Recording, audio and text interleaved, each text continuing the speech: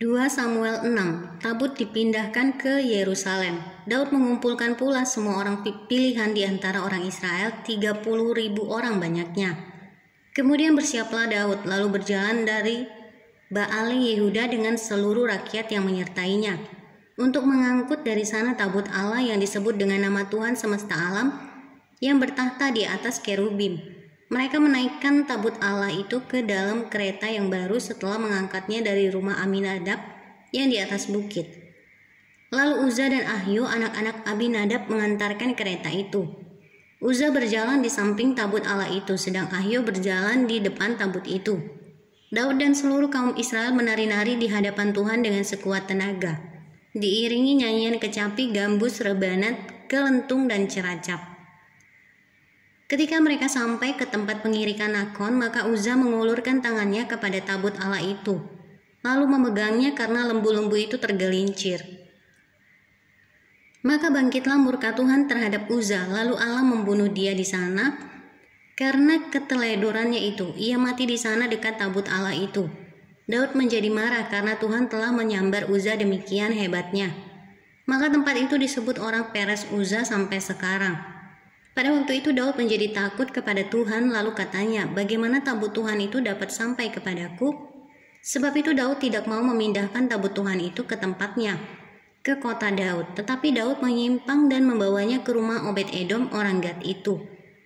3 bulan lamanya tabut Tuhan itu tinggal di rumah Obed-Edom orang Gad itu. Dan Tuhan memberkati Obed-Edom dan seisi rumahnya. Diberitahukanlah kepada Raja Daud demikian, Tuhan memberkati seisi rumah Obed-Edom dan segala yang ada padanya oleh karena tabut Allah itu. Lalu Daud pergi mengangkut tabut Allah itu dari rumah Obed-Edom ke kota Daud dengan sukacita. Apabila pengangkat tabut Tuhan itu melangkah maju 6 langkah, maka ia mengorbankan seekor lembu dan seekor anak lembu gemukan. Dan Daud menari-nari di hadapan Tuhan dengan sekuat tenaga, ia berbaju efod dari kain lenan. Daud dan seluruh orang Israel mengangkut tabut Tuhan itu dengan diiringi sorak dan bunyi sangkakala.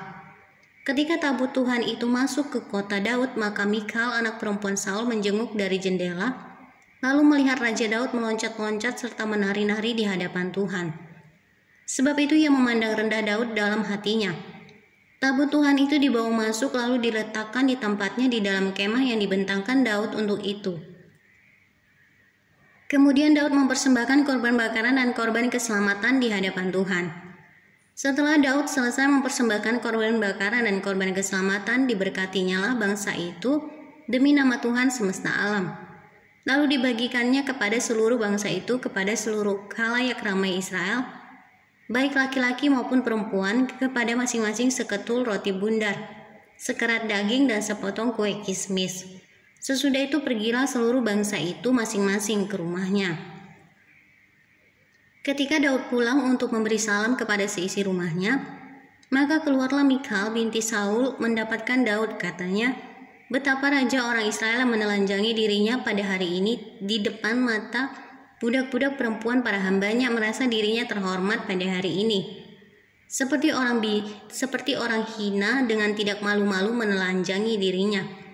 Tetapi berkatalah Daud kepada Mikhal, di hadapan Tuhan yang telah memilih aku dengan menyisihkan ayahmu dan segenap keluarganya untuk menunjuk aku menjadi raja atas umat Tuhan, yakni atas Israel. Di hadapan Tuhan aku menari-nari, bahkan aku akan menghinakan diriku lebih daripada itu. Engkau akan memandang aku rendah, tetapi bersama-sama budak-budak perempuan yang kau katakan itu, bersama-sama merekalah aku mau dihormati. Mikhal binti Saul tidak mendapat anak sampai hari matinya.